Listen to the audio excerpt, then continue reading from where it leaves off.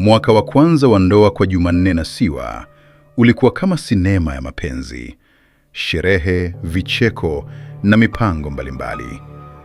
Lakini baada ya mwaka mmoja ndani ya ndoa bila mimba, upepo ulianza kubadilika. Mama mkwe wake alianza na maneno ya chini chini.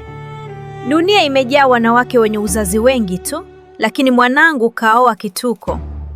Maneno ya mama mkwe na mawifi yalizidi kuendelea kila siku. Tumevumilia mwaka mzima, mbona hamjaleta mtoto? Au kuna tatizo? Hata kuku akikaa na jogoo miezi mitatu lazima atage. Sasa wewe inakuwaje, huzai? Miaka mitatu baadaye, familia yote ikawa imemgeuka Siwa na kuanza kumsema kila wanapokutana.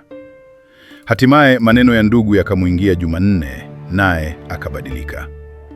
Akaanza kutembea na maneno ya watu kuliko upendo wao. Jumanne akaanza visa kila kukicha, ni ugomvi na maneno ya kuchoma moyo. Siwa aliendelea kuvumilia huku akiamini siku moja maombi yake yatajibiwa. Miaka mitatu baadaye, Jumanne alisalimisha ndoa kwa sentensi moja: wewe sio mwanamke wa kuzaa, unanijazia choo tu ndani ya nyumba yangu. Familia yangu yote hainiungi mkono kuendelea kuwa na wewe. Na kupatia talaka yako, wewe sio mke wangu tena.